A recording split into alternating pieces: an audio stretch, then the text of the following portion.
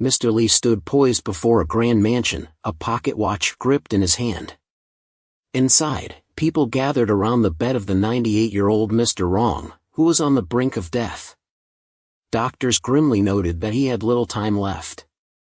Suddenly, the door burst open. Mr. Li strode in, confidently declaring, "Mr. Wrong has exactly 2 minutes and 9 seconds left." The room swirled with murmurs. Men turned to confront him, some drawing guns.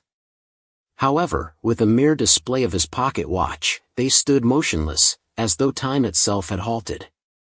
In a matter of moments, Mr. Li was by Mr. Wrong's bedside. Introducing himself as a businessman, he hinted at a product Mr. Wrong would desperately want.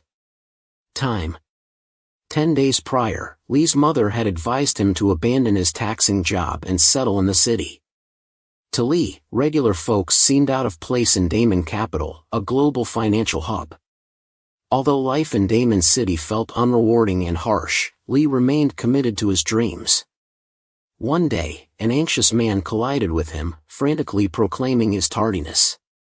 Li, glancing at him sharply, perceived the man's name, age, and unervingly, his remaining lifespan, a mere 3 seconds.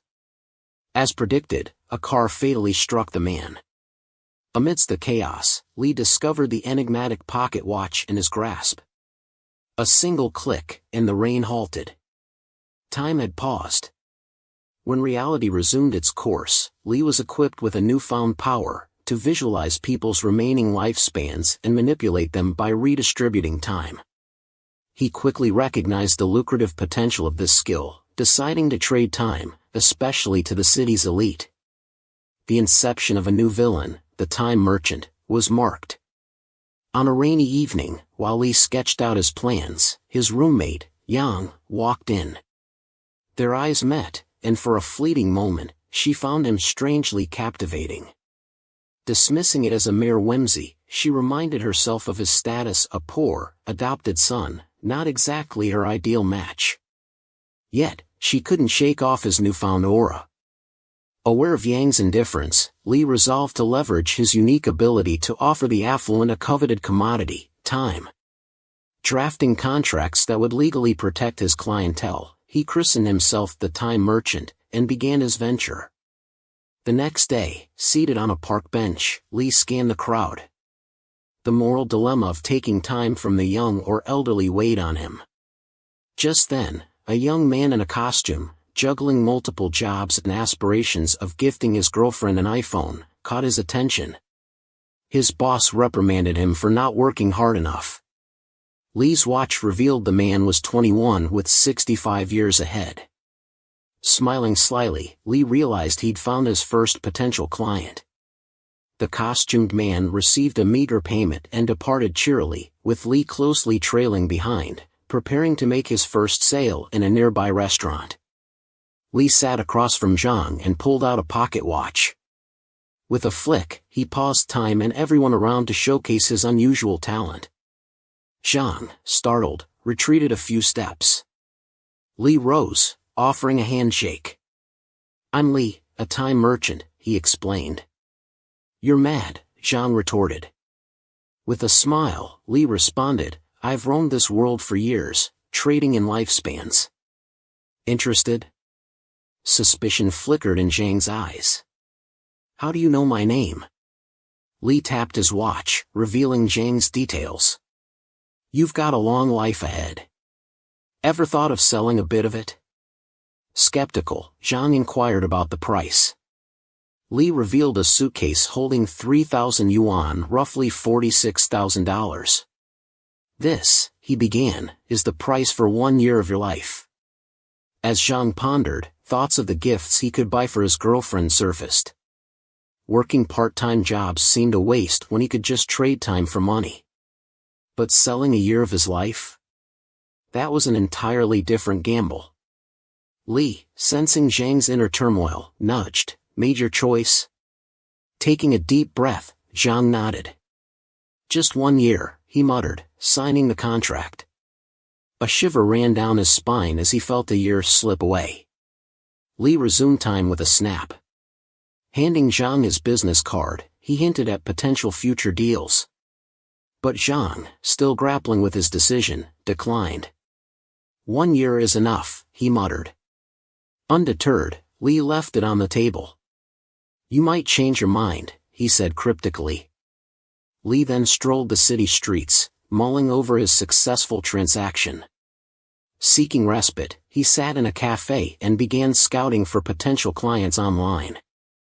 A notable headline caught his eye: the patriarch of the distinguished Rong family, known for their massive tax contributions, was critically ill. A sly smile crept across Li's face.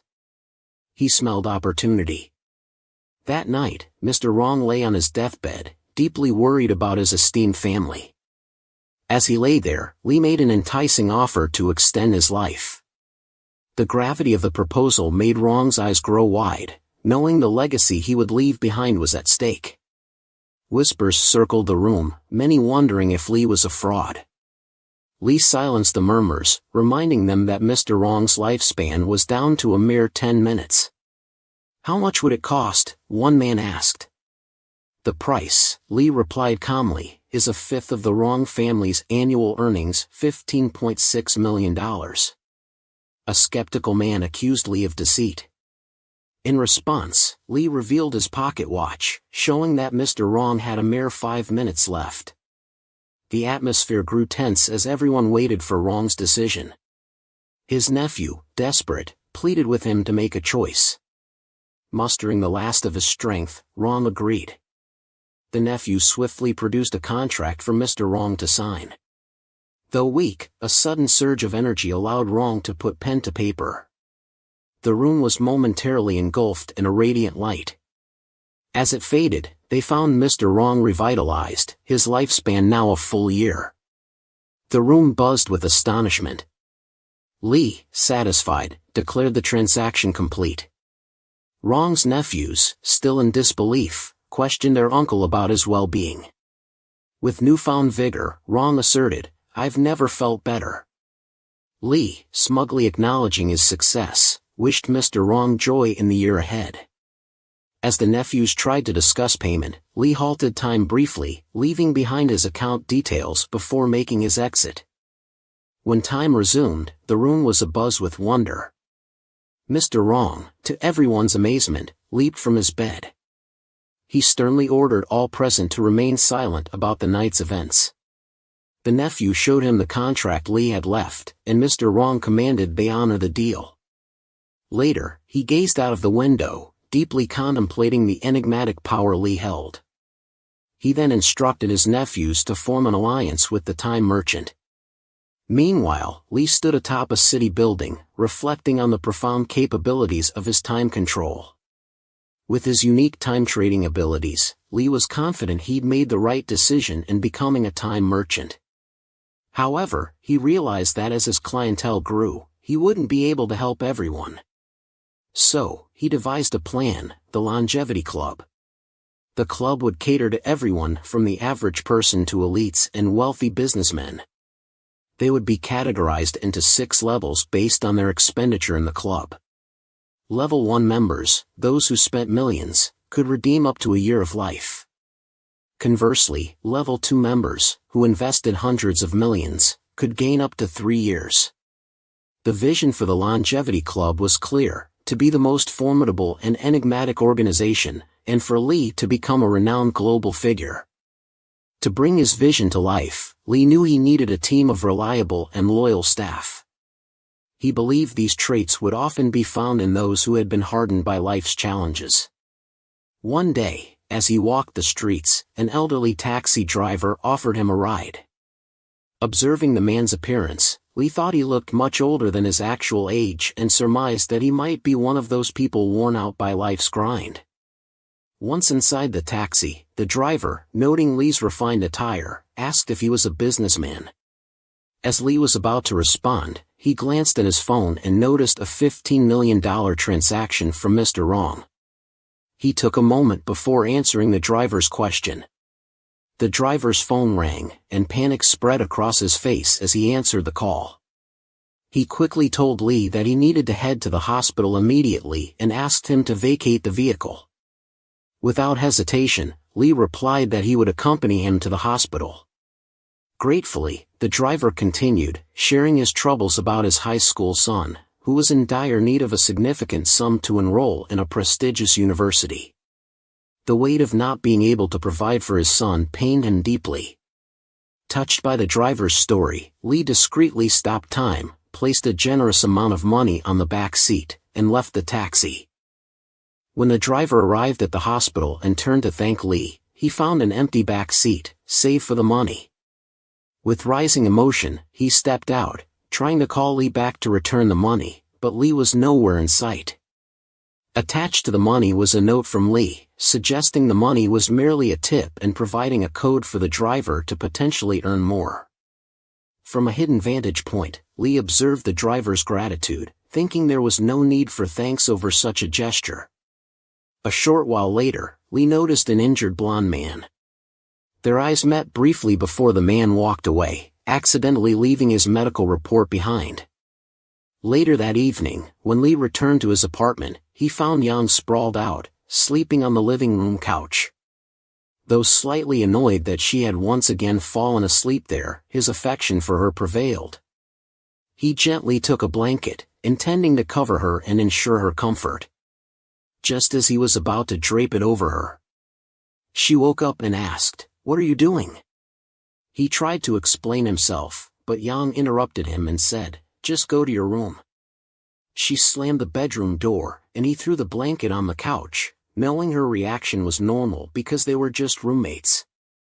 Lee then sat at his working desk and started working on his longevity club idea.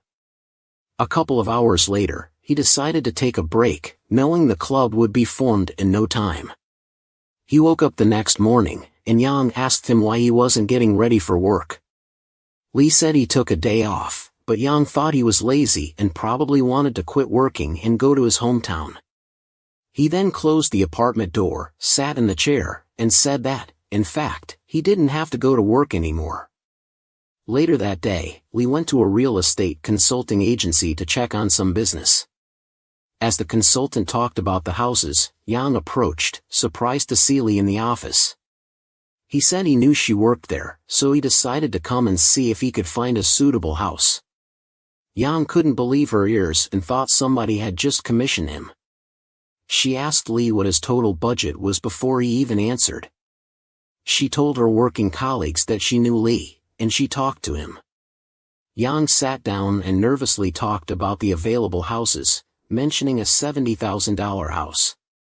Lee smiled the whole time and said the house was obviously old and small, but Yang told him to stop joking because the houses she offered met his criteria best, and there was no way he could buy a villa considering his income. Lee confidently sat in the chair and said the villa wasn't looking that bad, so Yang didn't know what to make of it and sent her friend back to deal with Lee. As a friend sat with Lee and talked about the house contract, he thought Yang looked even more attractive when angry.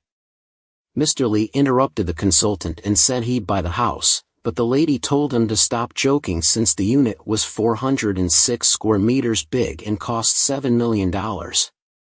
He replied saying he wants to buy the house from her, so she ran past Yang, calling her boss, saying she sold the most expensive house. Yang was suspicious and decided to wait until he signed the contract. The boss arrived and asked for a $500,000 deposit, but Lee proudly said that he doesn't do deposits but pays directly.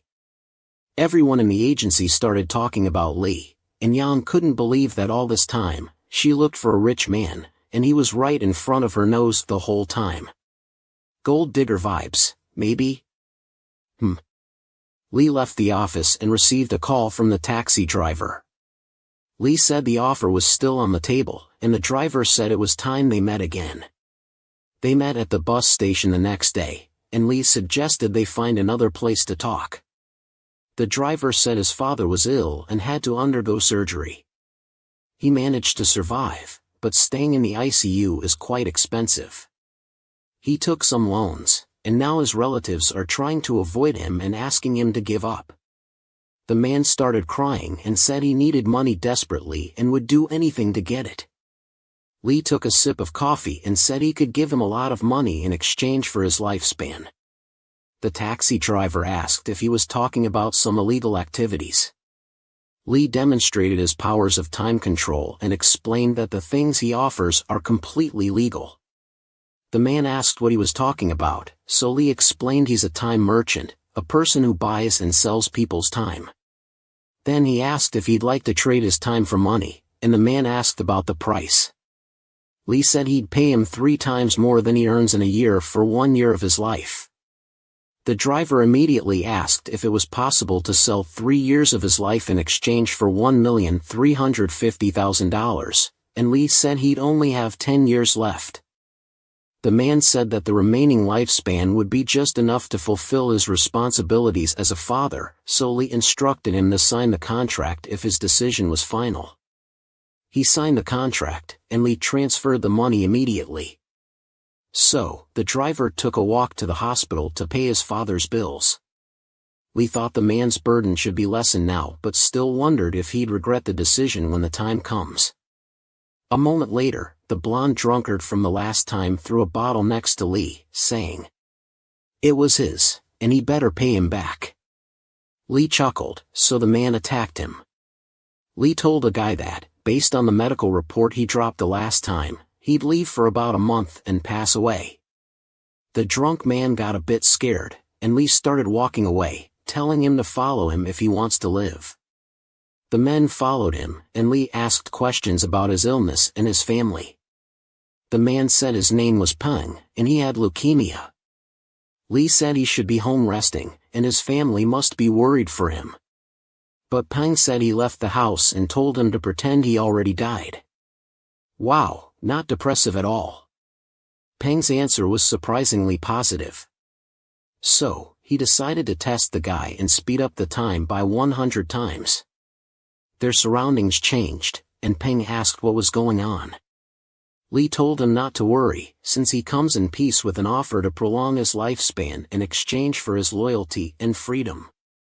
Knowing the surrounding changes weren't an optical illusion, Ben asked what was going to happen next. Lee said nothing at first and just admired Ben's way of speaking and being straightforward. Tang waited for the answer and started thinking about his siblings and parents, and how he, not wanting to become a burden to them, left home to earn some money for his family before he died. Unfortunately, he wasn't accepted by people because of his illness, and now he knew that selling himself wouldn't be a bad thing after all. Lee interrupted his thoughts, asking if he made up his mind. Beng knew he'd die either way, so he kneeled as if he accepted the offer. Lee understood the gesture and gave him 100 days of extra time and perfect health. Beng felt the energy flow through his body, and Lee asked him how it felt to be healthy again. Ben realized Lee was for real and said he'd be his slave from now on, doing whatever Lee orders him to do. Lee handed him a piece of paper and told him to clean himself up and dye his hair black and come to the address written on the piece of paper. Lee looked down at him in order to call him master and then disappeared after taking the first steps in creating the longevity club. Lee knew he needed more loyal subordinates to help him ensure the growth, whether they'd be scientists, security guards, or IT specialists. It didn't matter, as long as they were helpful. A moment later, the apartment doors opened, and Yang appeared with a bottle of wine in her hand, looking wasted. She entered the apartment, and Lee immediately realized she prepared for that moment. After discovering Yang's wealth, she approached Lee and complained about him hiding his identity. She gently placed a finger on his lips. Lee calmly asked what she intended to do about it, with their faces still close, her lips near his ear. Yang suggested a punishment of 3 shots, but her attempts at flirting, drawn from her experience, didn't succeed. Lee had grown as a person since acquiring his powers, enabling him to resist her temptations and control the situation. He decided to escort her to her room and lay her in bed, which helped her sober up a bit. Yang began apologizing for her behavior, and Lee confessed that he actually appreciated cunning women like her. However, he emphasized that he had changed since his past and she would need to put in some effort to charm him. The tables had turned. The next day, as Lee worked on something, Miss Yang hurried out of her room, mentioning that she would be late for work and blaming it on excessive drinking the previous night. Lee reassured her that he had taken care of it and helped her secure a leave from work for the day. He advised her to rest properly, and she expressed gratitude. Yang wanted to thank him, so he suggested she cook something to test her culinary skills. She obediently agreed. Lee couldn't help but think how influential Hermione was at that moment.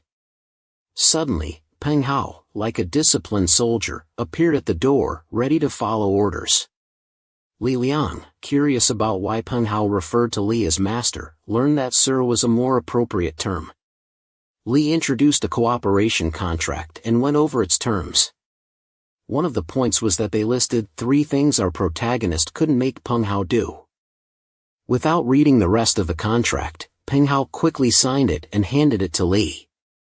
Happy with the trust between them, our protagonist officially declared their cooperation, and they became a team. Li assigned Li his first task, to find a university student named Jing Bowen and deliver a piece of paper to him. Peng Hao took the paper and reassured our protagonist to consider it done. Li couldn't help but appreciate how great it was to have an assistant. It definitely makes things much easier. If you want to join the longevity club, you won't be able to do it alone. Now, he starts thinking about other requirements for his club. You need to create a customer database. He should also prepare a venue for the club, using his experience as a programmer. He'll just need to find some people to help him work on the app. He's pretty confident he can do all of this while the employees at Windsor Green, which has the strongest firewall system, are going over the security measures. However, it gets infiltrated by someone. It turns out that the night before, NCT was under attack from a computer virus, an attack never seen before in history. The government computer system for the stock exchange collapsed. According to reports, financial losses for the country exceeded tens of billions. The report also states that the largest part of the cyber attack was on the computer laboratory at the NCT. The hacker broke through Windsor Green, a supreme computer, and took the confidential data of the laboratory. Reports claim that if this data is lost, it would cause great damage to the future of artificial intelligence. Psychologists claim that, based on the available data from the hacker's videos when he hacked the system, the person who hacked the system doesn't have much time to live. They also suggest that his personality is someone who enjoys performing and wants to create an event that will shake the world. Watching this, our protagonist realizes the potential opportunity. He calls Peng Hao to ask him to visit the Wong family. He wants to borrow some experts from them. In the next scene, we see a man in front of a bunch of computers, coughing violently. We learn that he is the one behind the infiltration of Windsor Green. There's a man suffering from a deadly tumor, and he doesn't have much time left. His intention is to cause the internet to collapse before he dies. While he's working on his plan, his firewall gets breached, and the hacker gets a message telling him that he won't die if he finds Mr. Lin. The hacker thinks this is just bait and won't fall for it. However, he gets another message telling him that he can be saved and should give it a try. He receives an invite to a video call, which he reluctantly accepts after some thought. At that moment, a video with Lee sitting casually appears, greeting the hacker by his real name.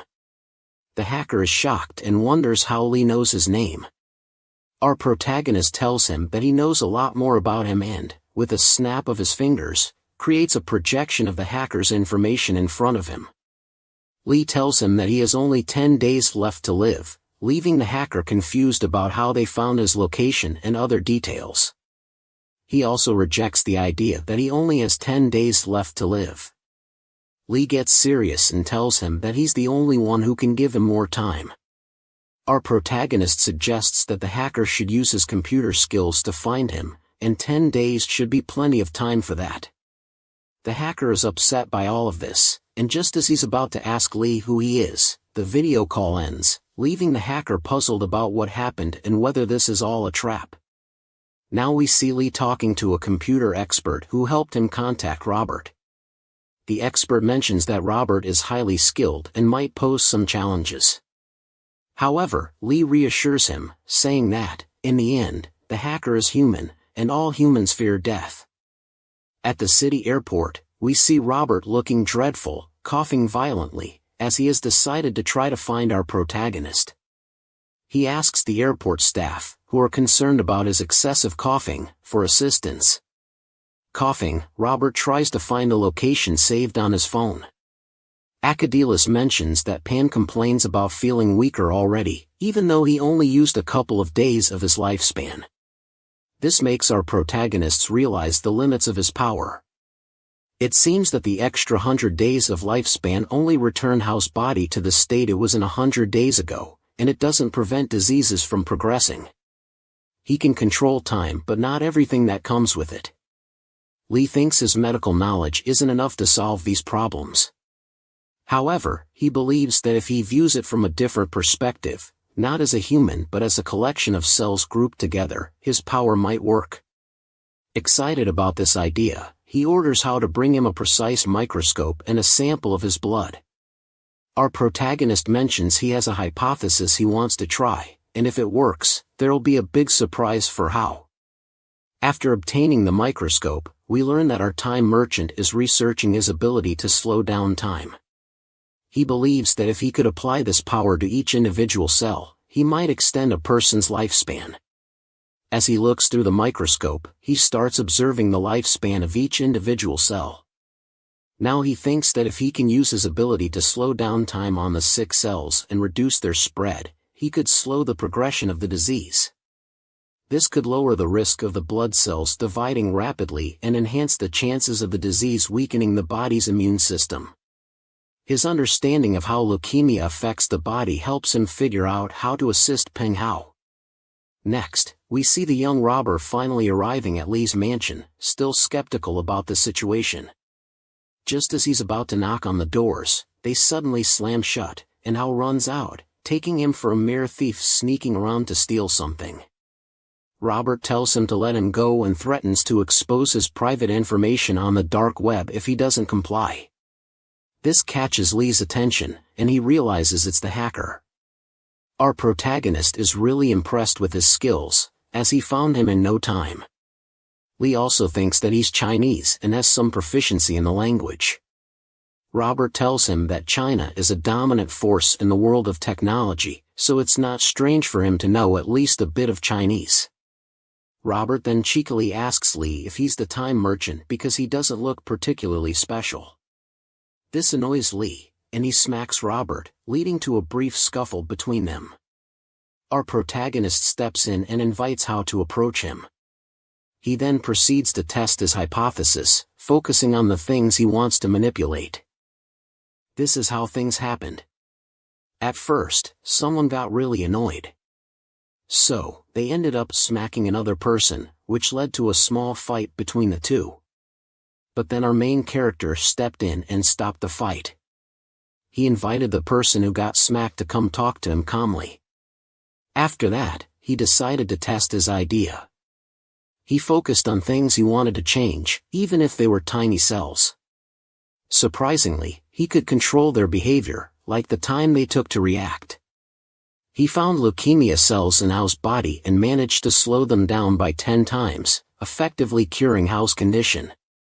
Our main character explained what he did and mentioned that the rest depended on Hao's immune system. Everyone was happy about this positive outcome. Hao said he felt completely different than before, without any aches and pains. He even felt full of energy. Our main character then turned to Robert with a confident smile and asked him what he thought about him now. Robert was utterly shocked by what he witnessed and couldn't believe his eyes. In the next scene, we saw Robert jumping around with happiness, amazed by the possibility of something like this happening.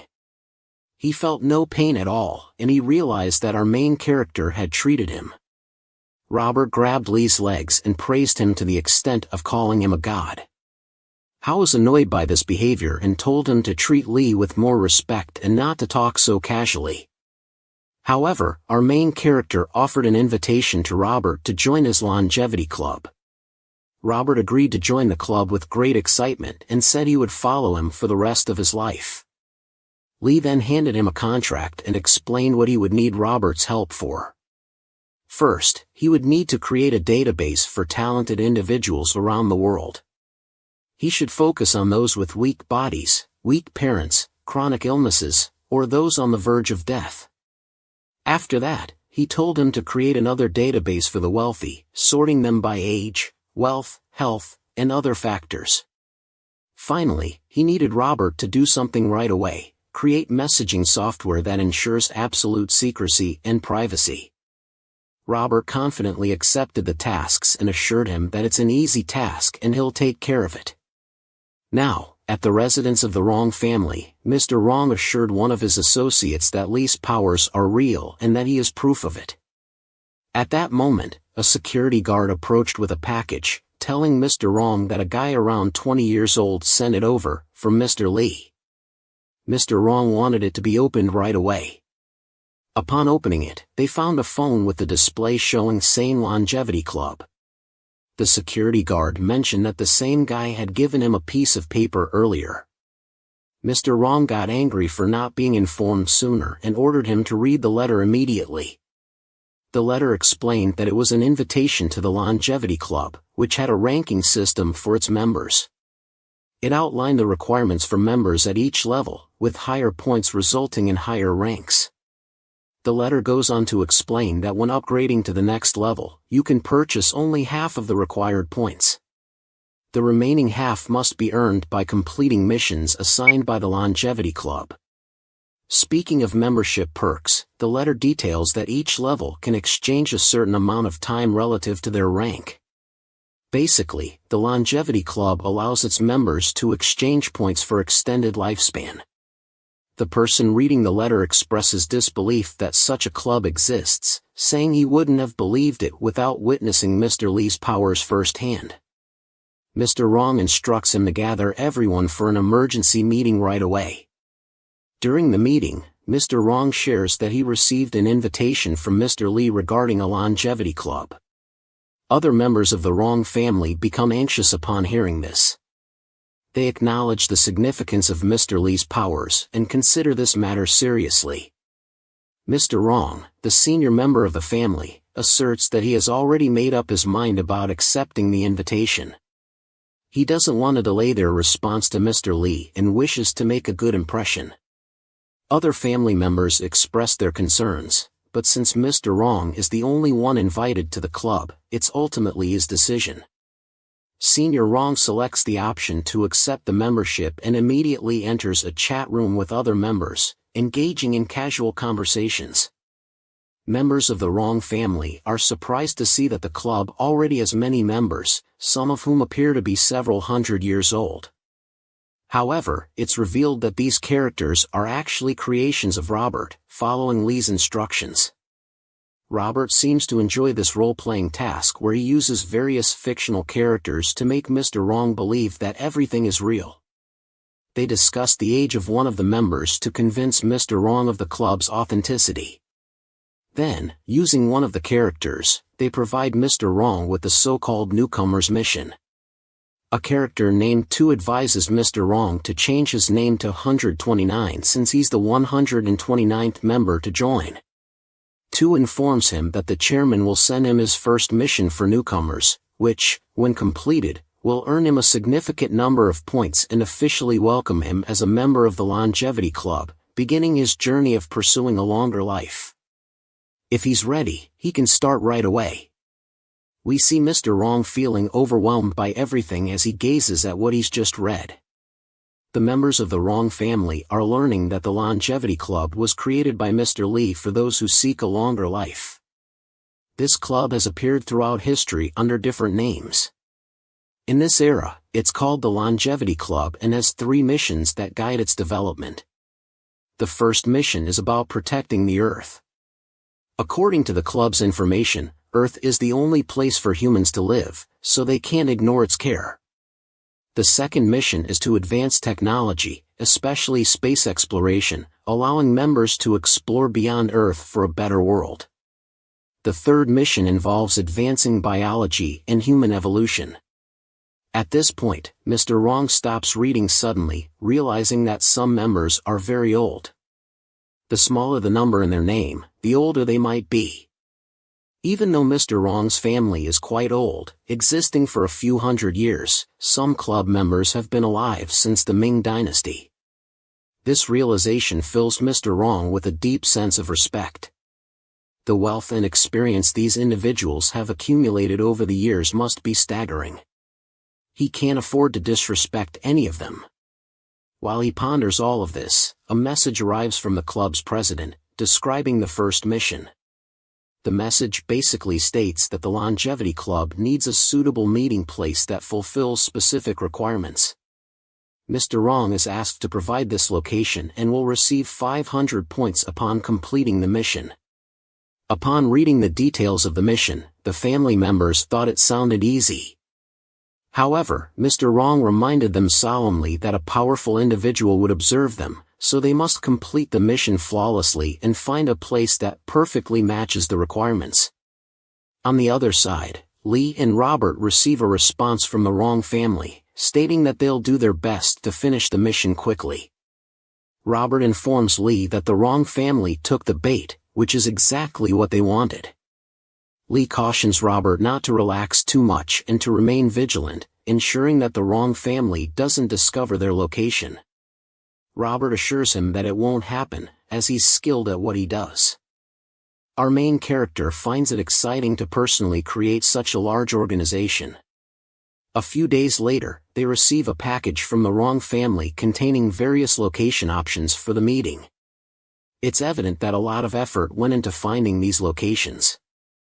After going through the options, our main character finds one that suits his preferences. The chosen place is situated behind prestigious universities in China, exuding an academic atmosphere and combining traditional and Western styles. Robert confirms that this location meets all the requirements, and they settle on this choice. At the scheduled time of the meeting, we see Mr. Wrong standing in front of the location with his staff, waiting for Lee's arrival. Our main character arrives and apologizes for being late, humorously mentioning that even though he can control time, he's still running late.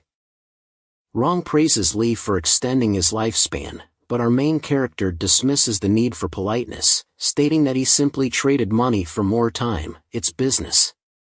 After this exchange, the members of the Wrong family take our main character on a tour of the place, which looks truly impressive. After Lee and his associates discuss how to use the venue, the staff from the Wrong family informs them that if they're dissatisfied with this option, they have the chance to consider an alternative. Meanwhile, Senior Wrong receives a text on his phone, informing him that he successfully completed the mission and earned 100 bonus points for his exceptional performance.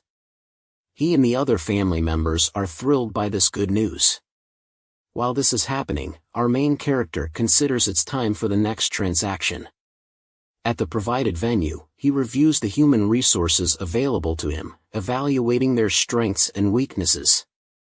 First is Manhwa, codenamed 001, who is serious, calm, and can take action when necessary. He has no significant personality flaws and has strong growth potential. Lee assigns him to the security department, responsible for the Longevity Club's safety. Our main character believes he should continue training his body for optimal results. Next is Robert Tappan Morris, codenamed 002. Robert usually focuses on his interests and has some personality flaws, such as a strong desire to perform. Our main character assigns him to the online security department and maintaining the Longevity Club's group chat. Lee thinks this assignment will help him grow, requiring only time and space. Lastly, our main character assesses his own abilities, recognizing that he needs to allocate time for self-improvement. He plans to read, think, and experiment to enhance his skills. However, he also believes he should outline a plan to expand the Longevity Club. Here we learn that our main character might be more ambitious than he's shown so far. He explains his philosophy about how he wants to approach his business and role in the world. He envisions time in the future as endlessly flowing, neither rushed nor slow. He wants to view human history from a broad perspective and imagine how the future unfolds on a grand scale. Yet, as he delves deeply into his thoughts, he realizes that his ambitions might still be too much for now. He acknowledges he's a human being and should focus on what he can do at the moment. His current goal is to work hard with his employees. Meanwhile, at the Wrong family residence, they receive a new mission. As missions continue to come in, the first person to accept gets the task. Wrong SR instructs the family member to start working on it immediately and utilize all available resources for successful completion. Wrong takes this mission seriously. It involves finding a retired soldier, and they can earn between 10 and 50 points for accomplishing it. Later, Robert informs How about the new mission the Wrong family accepted, leading to a minor disagreement. Our main character intervenes by advising Robert to use more natural and less formal Chinese phrasing, understanding the culture better. Lee informs Robert that he'll need his help soon to complete customer data from around the world. He emphasizes the importance of being fast and accurate in translation, requiring proficiency in various languages. Robert, in his usual confident manner, reassures our main character that it won't be a problem for him due to his intelligence. Lee also arranged a special training room for Peng. In this room, time speeds up by 100 times, providing an environment for intense training. An instructor is present to teach him various skills related to protection and security. This includes handling weapons, guarding locations, and different fighting techniques, quite exciting stuff. When Lee asks about Peng's determination, he confidently assures that he'll do it. The next day, a retired soldier named Zhang Tiao arrives at the door. He explains that he can't discuss his past work experiences but is ready to follow our main character's orders. Lee introduces Zhang Tiao and explains his responsibilities, giving permission to push him hard.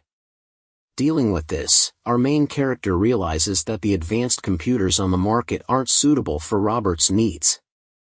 They require a supercomputer to maximize his potential, which could be costly. However, this investment is necessary and vital for the Longevity Club's operations. Meanwhile, Hao is undergoing intense training with an instructor. The instructor tests his abilities and determination, pushing him to his limits. Hao recognizes that this training is far more rigorous than street fights and will truly challenge him. The instructor continuously attempts to demotivate Hao, telling him he's not ready and should give up. But Bateo is undeterred, persistently asking for more training, which the instructor appreciates. As they continue, our main character silently observes, using his abilities to accelerate time in the room by 100 times. During this, he receives a phone call from Zhang Bowen, the university student he recently met. Later, we see our main character discussing the student with Hao. Lee inquires about the information they've gathered on the student through Hao's investigation. Hao explains that the student is quite popular in his school, known for spending a significant amount of money on girls and giving them high-end gifts.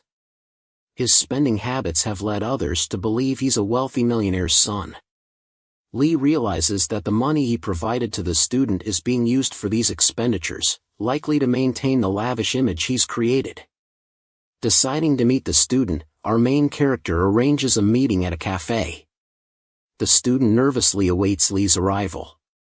During their conversation, Lee mentions that he's noticed the student's extravagant spending habits. However, he neither praises nor scolds him for it. Lee acknowledges that he understands why the student wanted to meet. The student then reveals his intention to sell more years of his life to Lee. Our time merchant calmly explains that after the first transaction, there's no limit to how much time he can sell. He can decide on the quantity himself. He also reminds the student that for every year he sells, he will age by that amount. He advises the student to think this decision over carefully, especially considering he's still a young university student with a multitude of possibilities for his future. The student, looking unsure, reveals that his girlfriend insisted he should own a nice car for them to enjoy trips together. He's willing to give up a significant portion of his life for this. It's a puzzling situation, and one might wonder if there's anyone more devoted. The student's decision to sacrifice his life's time for his girlfriend's desires seems extreme. He's ready to let go of 4 years of his life initially, just to please her. His desire to show her the world is a strong motivator. However, things take a serious turn as he decides to extend this commitment to 5 years. He tells the protagonist that once this transaction is complete, they won't have any further contact. The student seems quite determined, and the protagonist, named Lee, respects his choice. Lee assures the student that he won't interfere with any potential changes of heart. If this is what the student genuinely wants, Lee agrees to the deal. The student reaffirms his decision, and they finalize the agreement by signing a contract. The contract involves the student giving up 5 years of his life in exchange for a substantial amount of money. As they part ways, the student makes it clear that he won't be in touch with Lee anymore. Here we are, getting together one last time, knowing this might be our final meeting. However, our main character, who has a good sense of things, is prepared for what lies ahead. His goal is clear now, and he has some time to achieve it. Our time merchant contacts a person named Robert to inquire about potential customers. Robert is known for his connections and insights.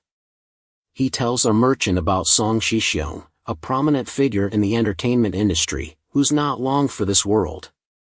Song Shixiong hails from the esteemed Song family of Mo City, one of the 4 great families.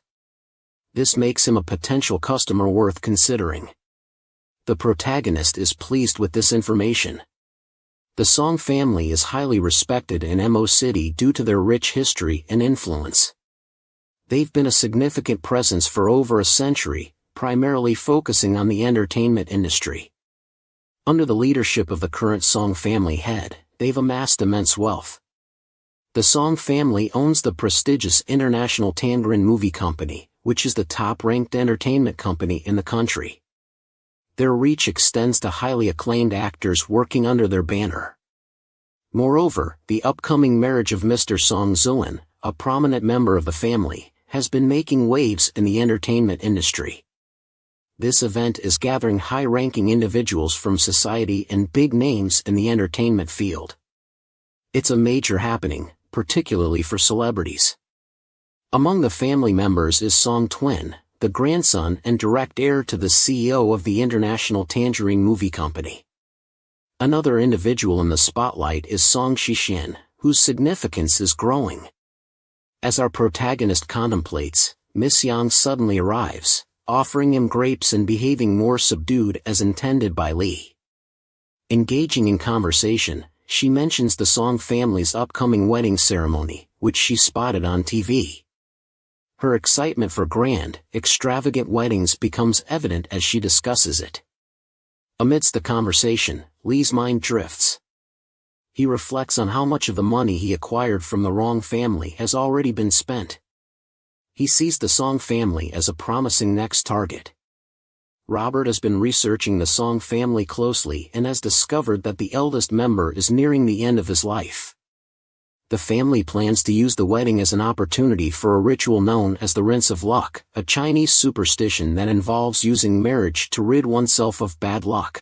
This revelation surprises Lee, as even a renowned family like the Songs believes in such superstitions.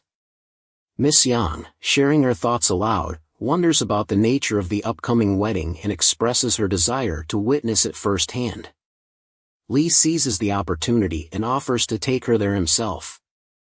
He realizes that Miss Yang may be motivated by material gains, but he also acknowledges that, aside from this aspect, she doesn't exhibit major personality flaws. As Lee contemplates his decision, he recognizes Miss Yang's interest and plans to investigate Song Shixiang's actual condition on the day of the marriage of Song Ian. Miss Yang arrives, captivated by the grandeur of the wedding. The event is adorned with famous actors and celebrities, which Miss Yang notices keenly. The wedding's high-class atmosphere raises some doubt in her mind about their ability to gain entry. However, our protagonist reassures her confidently that they not only will get in but will enter through the VIP route. Just then, Ali Mo, their acquaintance, arrives and stops before them. someone from the wrong family emerges and invites our protagonist inside. He mentions he would have picked him up from his place if he had known earlier. Our protagonist explains that he had errands to run, so it's alright. The man introduces his daughter, who has accompanied him, possibly as an escort for Lee. This woman is none other than Miss Wenwei, the daughter of the man from the wrong family. Miss Wenwei approaches Lee, expressing that she's heard much about him and is honored to meet him. However, her expression changes abruptly upon noticing Miss Yang beside Lee. Swiftly, our protagonist pulls Miss Yang closer and introduces her as his girlfriend. The man from the wrong family introduces himself to Miss Yang and then informs his daughter that he'll be joining them. He instructs her to go to the other car behind. Seeing Miss Yang somewhat distressed, our protagonist comforts her, assuring her that she's with him and has no need to worry. He emphasizes that no one will look down upon her in this situation. Miss Yang ponders over Goleman's unwavering confidence, even after mingling with high-ranking members of society. She's intrigued by who he is now, as he appears different from before. When the members of the Song family notice the arrival of the wrong family's cars, they warmly welcome them and express gratitude for their attendance at Xian, Sweden. It's evident that the two families share a strong bond. However, the Song family members become increasingly curious when they see our protagonist receiving special respect, particularly from one of the wrong family's sons. The wrong guy introduces our protagonist as the VIP guest of their family. Despite their confusion about his identity, the Song family members extend a warm welcome. The elder of the Song family personally extends his hand to greet him and expresses gratitude for his presence. Seeing the respect offered by the wrong family, the Song family members sense that there must be a significant reason behind it. They assume our protagonist should go along with it. Our protagonist is then introduced to a younger member of the Song family, and he comments on how the young man resembles his grandfather. In his youth, the young Mr. Song assumes that Lee knew his grandfather. Our protagonist replies that he conducted research before attending the wedding. They continue conversing, while in the background, Mr. Rong begins to understand why Mr. Lee wanted to attend the wedding. It becomes clear that it's due to the head of the Song family. Later, we witness our protagonist and his escort, Miss Yang, walking the red carpet. Miss Yang is enthralled by the experience, as she never imagined being able to do this. She observes the lifestyle of the upper-class attendees. Feeling nervous under the scrutiny of many people, she nearly trips but is saved by our protagonist, who steadies her. He then confidently advises her to stay calm. His composed demeanor gives the impression that he's been in such situations before. Hearing Miss Yang's remarks, our protagonist realizes that his powers have awakened since he finds walking the red carpet quite ordinary. He then requests Mr. Rong to ensure that any photos with him in them are deleted, to which Mr. Rong agrees without asking further questions. The wedding commences with elegantly dressed hosts opening the event and introducing the bride, Maishan. Miss Yang becomes even more excited witnessing the spectacle. Meanwhile, our protagonist reflects on how this level of extravagance requires a rich history and a prominent family name. It reinforces his understanding of what he stands to gain from this potential customer. As the ceremony progresses, we see the Song family's eldest, the grandfather, being invited to bless the marriage. But as the elderly gentleman begins his speech, he's repeatedly interrupted by violent coughing. At that moment, our time merchant rises from his chair and employs his powers to freeze time. Everything comes to a standstill as our protagonist slowly approaches the old Song and his grandson. Penny, the security guard, reaches them, attempting to call for help, yet their efforts prove futile since time is paused for everyone except the two of them. Lee then informs the old Song about the limited time he has left. Confusion reigns among the Songs, not comprehending the situation. The old Song even entertains the notion that our protagonist might be the Grim Reaper. Lee clarifies that he's merely a simple time merchant who can offer a chance at saving his life. In a dramatic tone, Lee proceeds to deliver his usual lines, emphasizing his ability to trade time. He acknowledges that while time is often considered priceless, he's willing to sell it. Younger Song, thinking this might be a scam, intervenes and tries to dismiss the notion. However, driven by curiosity and perhaps desperation, the old Song pulls his younger relative back and inquires about the price of the time being sold. Our protagonist explains the mechanics of how things work. The value of time varies for each individual, determined by their monetary earnings. Lee defines this value as the monetary worth of a year, calculated as 1/5 of a person's annual income. He clarifies that each transaction is limited to a year of time and proceeds to provide them with information about the contract. Lee assures them they can contact him when they're ready to proceed. Additionally, he reminds the old Song that he should act swiftly due to his limited remaining time. While they were reviewing the card he provided, and just as they were preparing to speak with him, our protagonist had already vanished. The old Song turned to his son, sharing how he recalled the instance when the head of the wrong family fell critically ill, followed by his sudden recovery. They also contemplate the extraordinary respect shown to the unknown guest from the wrong family, leading them to suspect there's something noteworthy about him.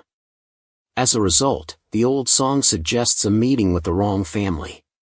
Meanwhile, Miss Shang enjoys a lifetime's worth of encounters with celebrities, snapping selfies with them. While devising a plan to make her friends envious with these photos, she spots Zhao Mensi, one of the country's most beautiful women, and she's determined to get her autograph. While approaching her, she stumbles and spills a drink on Miss Mensi, who becomes extremely agitated.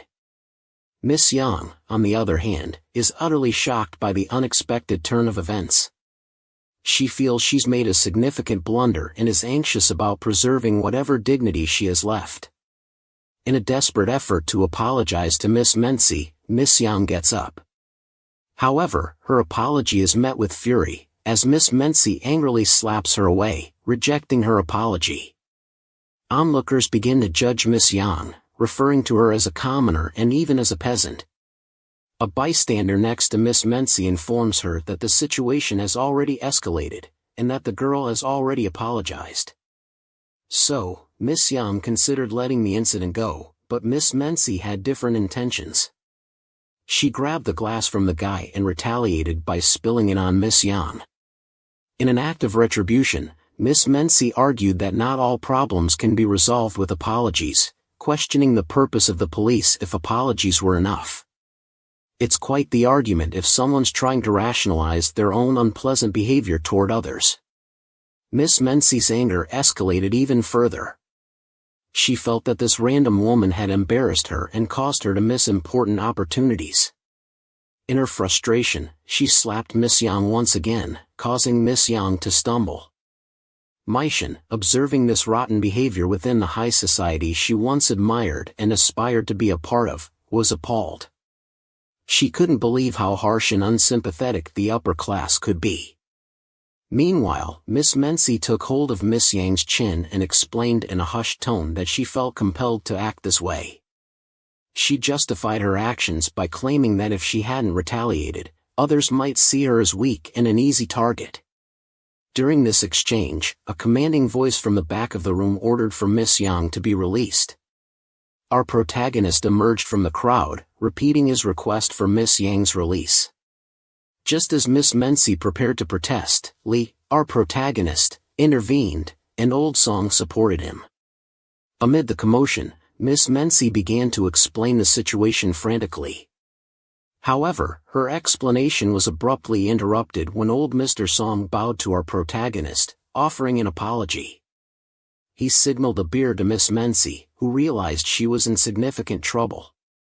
As she pondered Lee's identity and why Mr. Song respected him so much, the situation continued to unfold.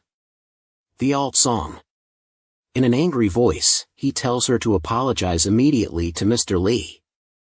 She understands that her career is going down the drain if she doesn't do it. Blasted, she's not sure who our protagonist is and what he's capable of. So she bows down and deeply apologizes to them.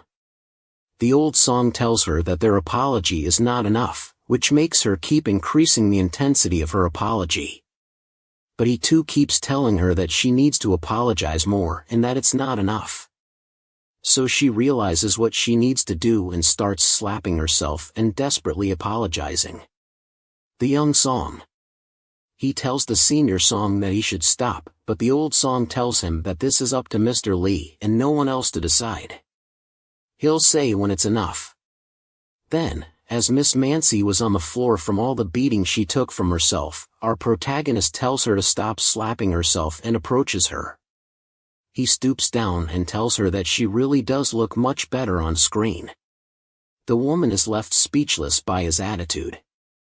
And then he says that he doesn't want to spoil the mood any further. After all, it's a big day for the Song family. And then he just takes Miss Yang and walks out of the venue. We see Senior Song trying to draw Lee's attention, but to no success. And then he tells his son that they immediately need the meeting with the wrong family before leaving. The younger Song tells Miss Mancy that these were the consequences of her actions, that they won't be able to handle, and that she better not think of revenge, because then even the Song family wouldn't be able to save her. But we see her angry and desperate, thinking how she doesn't care about the consequences. Now we see our protagonist and Miss Yang in a taxi on their way back home. She's apologizing, but Lee just tells her that she shouldn't envy those celebrities, because all of their value is just based on their looks, but they had to sacrifice their dignity and boundaries for it. And he also tells her that life might seem tempting, but it's not worth it. But they are basically just treated as items and nothing more. They are being controlled by influential people that bend and play with the law. So even the money they earn isn't clean. It's all a charade. He also tells her that not only should she not envy them, but that there's no need to be afraid of them. After arriving home, they see their neighbor Mrs. Zhu struggling with some boxes that seem too heavy for her to carry. We also learn from the rumors Miss Yang heard that Miss Zhu comes from a renowned family of scholars, but that she was set up for an arranged marriage with a guy that had some kind of a rare disease, which he found out after they got married, and he doesn't have a long time to live. Our protagonist was just thinking how Miss Yang likes gossiping, and then he told her to go in the house while he helps out the neighbor. Lee then went over and introduced himself to Miss Zhu. She said she knew that they had new neighbors, but she's just a bit surprised that they are this young. She then asked him about his job, but he skillfully avoided the topic by changing it and asking her why she's carrying such heavy boxes. Miss Zhu tells him that her husband is sick, they don't have a maid, so she has to do everything by herself, but that's what she's used to. Then our protagonist sees her age and lifespan using his powers. He thought to himself, it's a pity, because she would be a widow for a long time after Lee helped her. She thanked him and invited him for tea, but upon hearing coughs from inside, our protagonist decided not to go in. He told her he would visit next time. As he walked away from the neighbor's place, he received an expected call from the Song family. They wanted to meet and have a conversation, and our protagonist agreed. Now, we see Lee leaving his house and being greeted by Mizu. She asked if he was going to work because he was dressed so formally. He told her he had a meeting and complimented her looks as he rode off on his bike. Ms. Zhu started finding our protagonist interesting. At the Longevity Club residence, we saw SR Song arriving. His son suggested caution and possibly sending someone in first, but the old Song insisted on trusting the Long family and going ahead with it. Son agreed at that moment. Hao walked out of the mansion and invited them in, informing them that they couldn't bring their bodyguard. Initially reluctant, they agreed to follow the rules set by Hao. Inside, the senior Song noticed the grandeur of the place and wondered if Lee owned it. Lee assured them not to doubt his boss's capabilities and mentioned that Lee offered something beyond money. They entered a big room where a Thai merchant was waiting for them. Lee quickly got to the point, asking if they were ready to pay the price. They agreed, and our protagonist reminded them it was supposed to be 1/5 of their yearly wealth. Lee started using his power, overwhelming the old song. The old song thought Lee was controlling time itself, looking down on this world. Then he told the younger song to hand our protagonist the money. The young song would have thought it was a joke, considering the astronomical price if he hadn't been told otherwise by the wrongs. Lee presented him with the time contract and told him to sign it, emphasizing that once he did, nobody could stop the trade. Without hesitation, the old song said he understood and signed it right there. Then, the old song started feeling changes in his body, a sensation building up in his chest, and a huge shock through his heart. He couldn't keep himself on his feet, and the junior song caught him before he fell. The junior song, worried, started asking our protagonist what was going on, but Lee, with his hands in his pocket, just confidently smiled. The old man stopped twitching from pain and felt better than ever, calling it a miracle. The junior song looked at Lee in awe, wondering about these powers. Our protagonist told them the transaction was completed, and they should leave. Then they received a call from Hao, who would escort them out. They first looked at Lee and then at each other, thinking it was a crazy experience. As they were escorted out, they thanked Hao for showing them the way. After getting in the car, the young song wanted to confirm with the senior song if it actually worked and if he felt better or any different. The old man confirmed it worked, stating that the health he felt could only come with time. He also expressed disbelief, as he had never thought it possible for people to manipulate time, something considered untouchable by humans.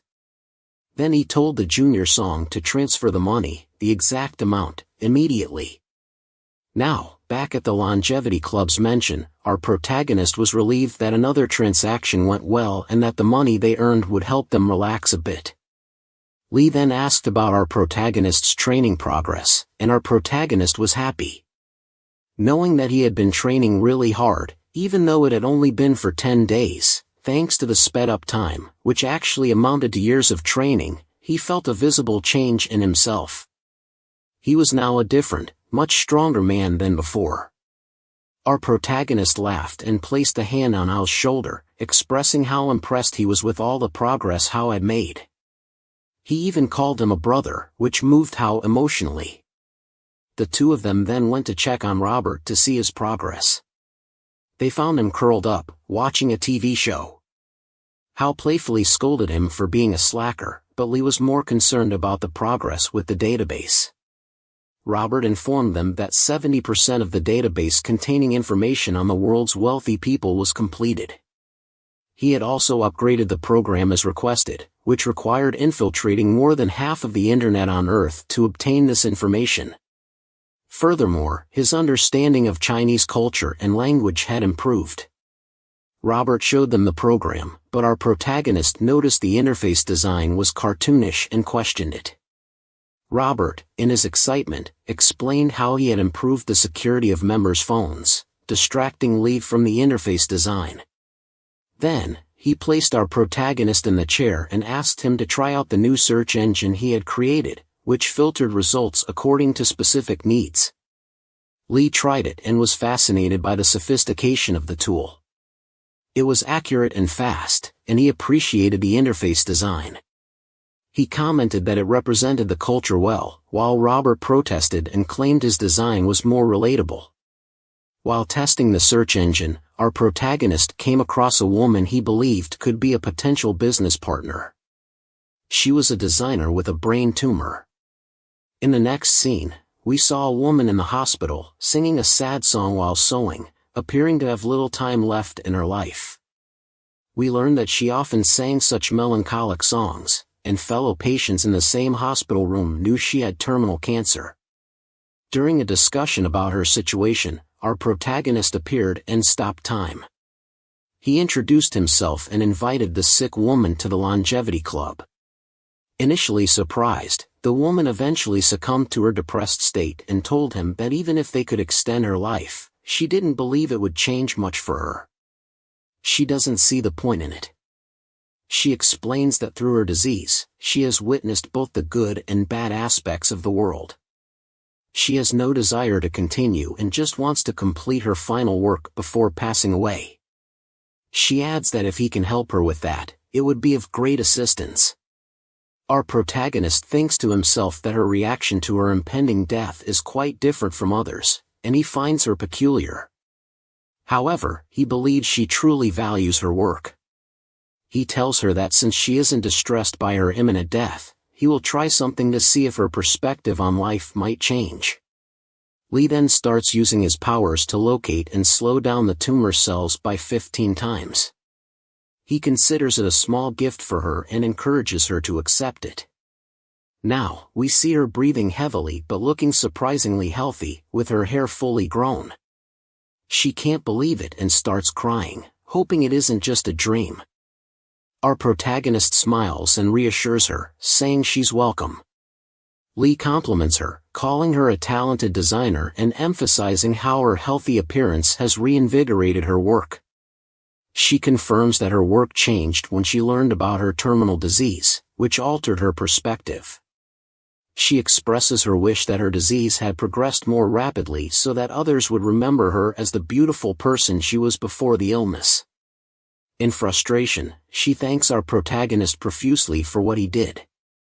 Lee knows she's ready and asks her once again if she would join his longevity club, to which she passionately agrees. Sometime later, we see me stand fully recovered from the tumor and actively working on something at the longevity club mansion. She's in charge of the club's image and design, a significant responsibility in the public eye. Stan presents a new design of the interface to our protagonist. Lee is impressed with how quickly she adapted, and he's genuinely pleased with the new design. Robert, on the other hand, isn't as excited, knowing that his relatable design was rejected. Our protagonist instructs how to take the phone to the Song family, similar to what they did with the Wong family. Although the Song family has 2 official members, our protagonist wonders what kind of relationship they'll have. He speculates it might involve competition for points, which intrigues him. Just then, he receives a notification that the 130th member has joined the group chat. A conversation ensues in the chat regarding why President Orley is adding new members to the club so quickly. Several fake accounts contribute different explanations to convince the real members in the group.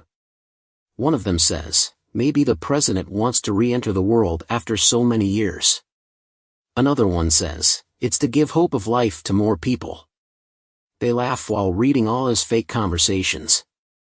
Our protagonist thinks about how smart Robert is for coming up with these things. As he looks at the phone in self-satisfaction, he receives a call from one of his former work colleagues from his life before he gained his power.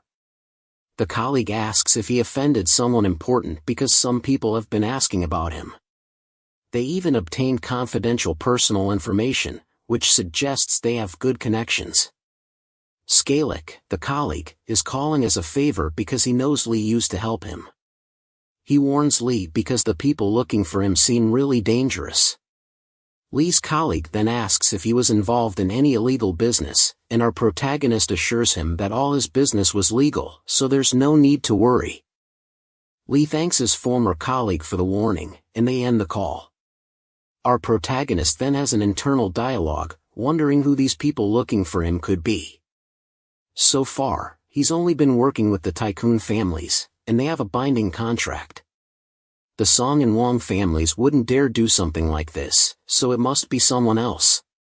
Then he remembers it has to be that outdated celebrity, and he also realizes that he overlooked how easy it is to dig up information about him. Lee then goes to Robert and tells him about it, and he wants him to find someone to investigate further.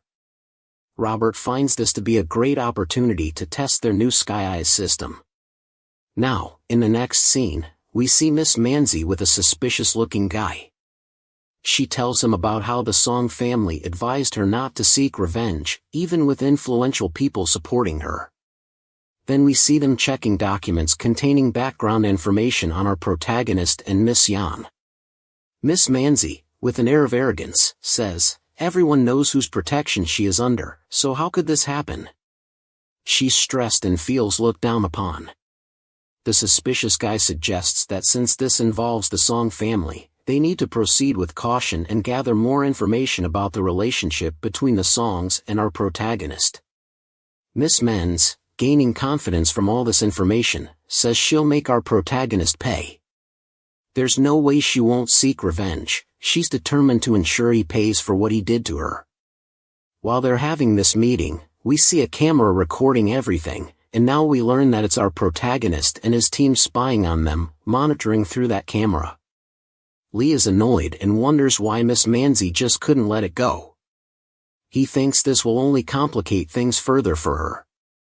At that moment, Robert tells Lee that he found some information on the big guy Miss Menz is dealing with. It turns out that he's a significant player.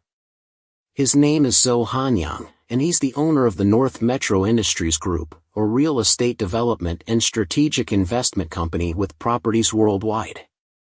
Hanyang is a super tycoon with numerous properties. Robert goes on to say that he also has many lovers, including rumored involvement with actresses like Zhao Manzi, who he financially supports. Robert finds that this guy isn't a good person and is known as a notorious death dodger in real estate circles. It's not that common for businesses to fail because they can't collect their debts from him. Also, his son, Zhou Peng, ran away after a hit-and-run incident while driving under the influence. He even fought with the police. He was a real troublemaker. Their business, North Metro Industries Group, demolished private property during its development, burying an old couple alive while they were still inside.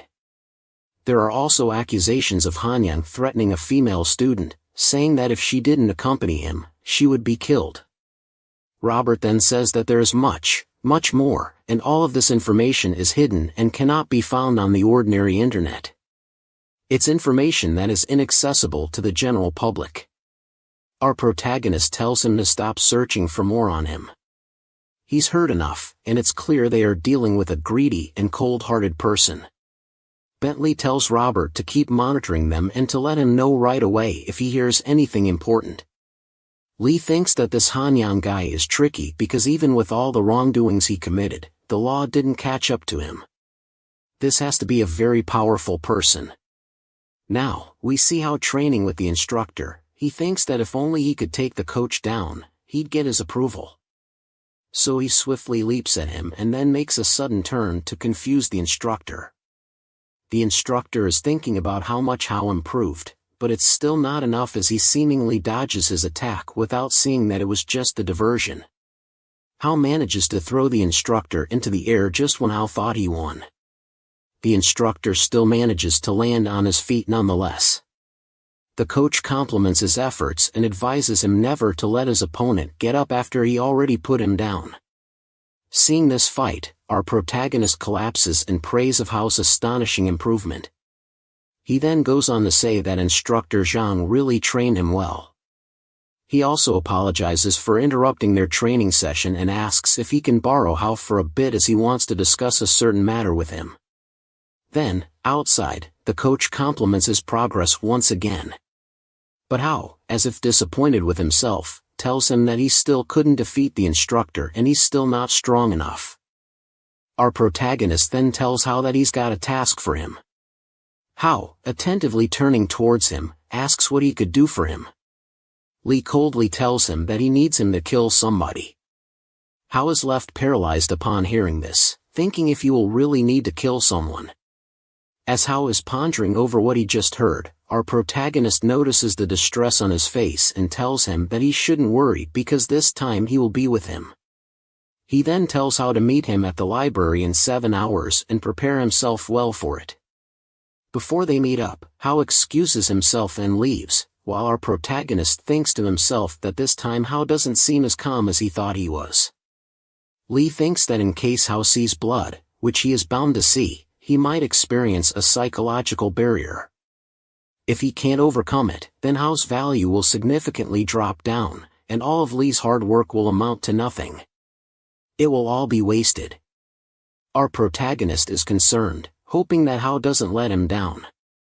Then, as Hao comes back to his training quarters, the instructor greets him by having a rock thrown at him. But then he notices a different energy with Hao. It's almost as if there's murderous intent behind it. Something is strange about him. Now we see how taking a shower and trying to convince himself of what he has to do. He's been trying so hard for this moment, so he needs to do as he's expected. He can't fail now. It's his mission to be a weapon in his master's hands and to kill whenever he's ordered to.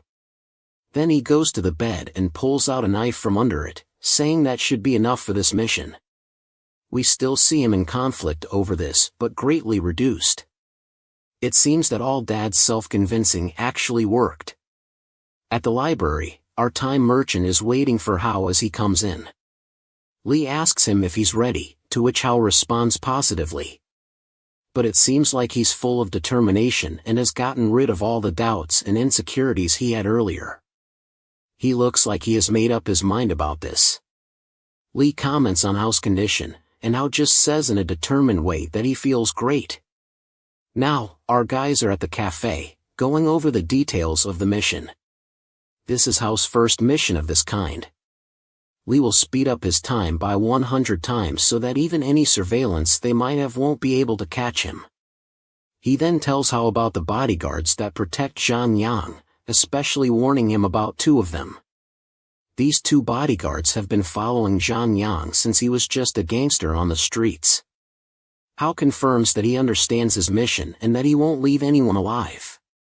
Lee explains that the Hanging's mansion is pretty nearby from the cafe, and he'll be waiting for him there after he's finished with his job. Hao is confident about it and says that he can consider it already done. Our protagonist then proceeds to use his power to speed up the time. As the sped-up time settles in, Hao just runs off in the direction of his mission. Meanwhile, our protagonist goes out to the coffee shop, looks at the night sky, and says in a dramatic tone that the moon looks nice, but it's a shame Hang Yang won't be able to see it again. In the next scene, we see 2 guards talking when something just goes past them. They do notice something but have no clue about what it might be, so they just disregard it, saying that if it's something, then the dogs they have at the back can deal with it. Their sense of smell is much better, and they mention that those dogs are really bloodthirsty and aggressive. In fact, they were so aggressive that they actually ate a kid who used to mess with hangings. At that moment, we see a dog as if it's noticing something. The dog gets up and starts looking around when Hao, out of nowhere and with lightning speed, slams the dog to the ground and takes control of the situation. His knife goes through his skull. The blood splatters all over the dog's house. The dog didn't even have the slightest chance. Anyway, Hao thinks to himself that this time speed increase is too magical. It makes things so much easier. Inside the mansion, 2 men who seem to be Han Yang's bodyguards are talking about random things. When Hao shows up, he looks menacing and distorted from the sped-up time effect. He says that he found the first target. One of the bodyguards sees Hao in this form and starts bullying the other guy. He shouts that he's seen a ghost. But before he can react, he gets sliced. The other guy falls back, not knowing what's happening. Hao quickly leaps towards the second guy and slits his throat. He tells him to be silent and that it will all be over soon. Now Hao goes off to look for the last target, Han Yang himself. He finds him in one of the rooms, sleeping in a bed with a woman beside him. Hao quietly opens the door and enters the room where Han Yang is sleeping. He stands over him, giving him a stare of death. He looks like a lunatic with how much resolve he has to complete this mission and make his boss happy. We see Hao still at the mansion, going over some documents that he found in Han Yang's room. Han Yang is dead at the back. He's completed the mission and assassinated his target. But he regrets giving him such a quick death. He tells him that he'll do a better job when they see each other next time in hell. Hao found a bunch of photos of exploited girls. He then put those photos in a bag and left the place. Back at the cafe, while our protagonist was patiently waiting for Hao to return, he shows up, putting the bag with the documents and saying that he completed the mission successfully. He retrieved all the documents and information he was ordered to find, and he even found a lot of blackmail material he had on other people. Lee then compliments him for finishing the mission and asks him how he feels after seeing blood. Hao says that he's fine, but our protagonist still sees some uncertainty in his demeanor. He thinks to himself that Hao needs more time to get used to these things. Then, hoping that he can change his perspective to help him a bit, he tells him that he doesn't need to carry so many mental burdens for these types of people. He tells him that those people do terrible things that are completely out of reach of the law, and that it's natural for them to receive such an outcome. To conclude his point, he tells Hao that the death of those people isn't necessarily a bad thing. He also adds that Hao should stop thinking about it and take a good rest for a couple of days, and that he'll give him a well-deserved reward for completing the mission so successfully. As our protagonist is leaving, it dawns on Hao that he might understand the point Li was making. You see, for those people Han Yang toyed with, his death might not be a bad thing at all. The next day at the Longevity Club mansion, in the training room, Hao shows up, challenging the instructor to a fight. The instructor wonders why he didn't take a longer rest for himself and makes a joke that he just gained from another beatdown. Hao tells him that if his bones break, Hao can grow them back quickly, but if he gets rusty, he will lose all of his skills. The instructor is really happy with what Hao said and then tells him that he won't go easy on him. They start to fight, and Hao, now looking fiercer than ever, manages to land a kick on the instructor, sending him to the ground for the first time ever. The coach, after being blown back like this, starts thinking of how Hao suddenly got this strong. He sees pure determination in his eyes, something that he lacked before. Even his kicks became much stronger, and he seems to have finally managed to overcome his mental barriers. After the fight finished, we see the instructor and Hao outside.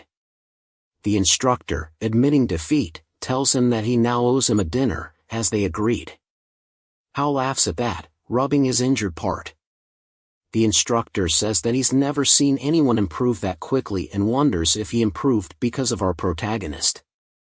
Looking to avoid unnecessary questions, Hao just tells him that he trained more, and that's all there is to it.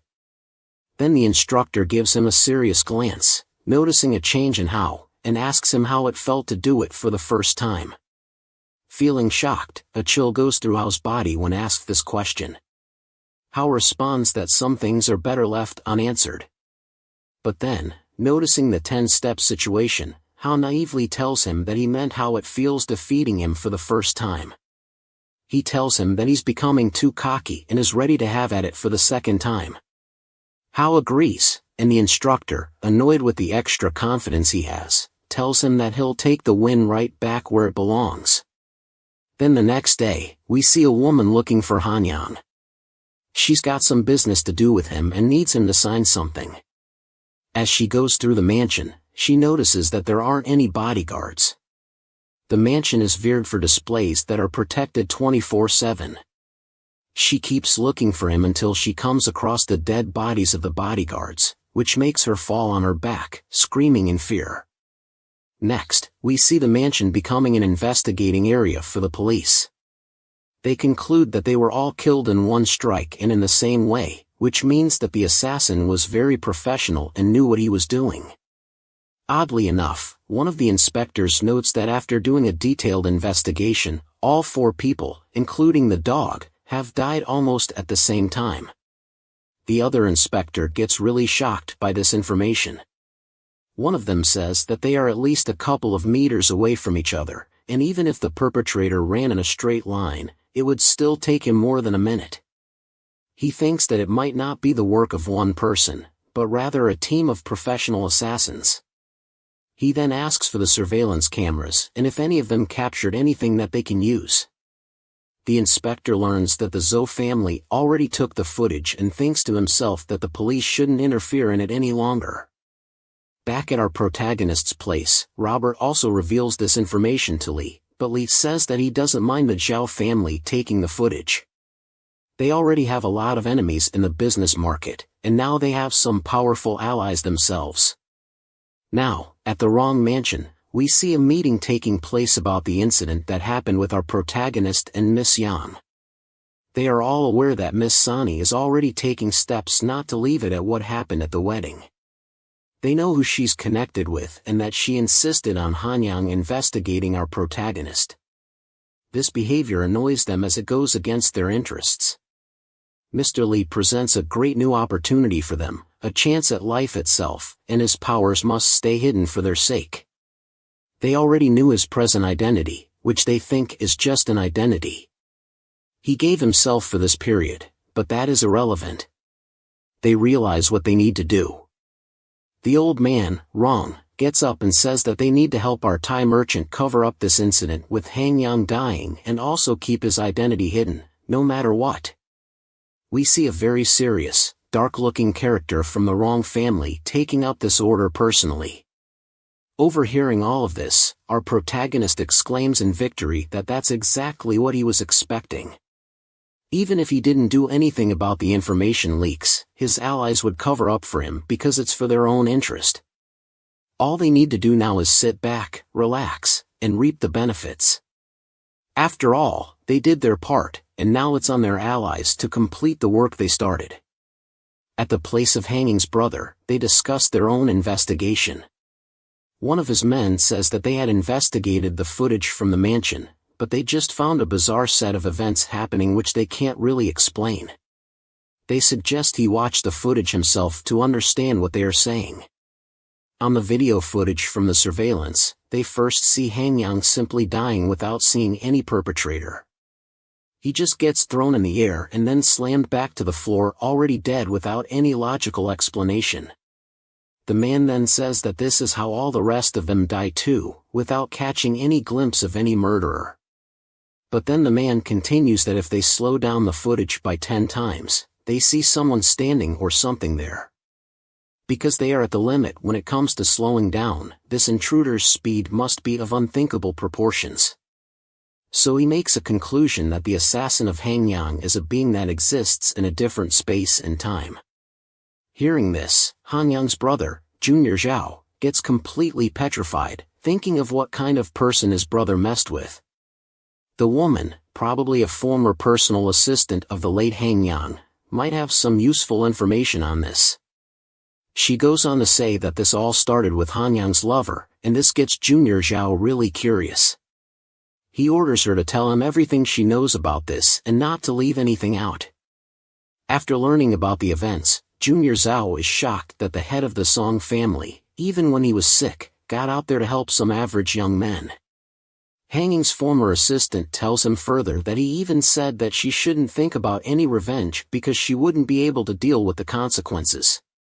Junior Zhao is confused by this whole situation and really wants to know why would old man Wrong respect some unknown guy this much. He also gets furious at thinking that some woman used his brother for her own selfish needs. Brothers, just imagine his perspective.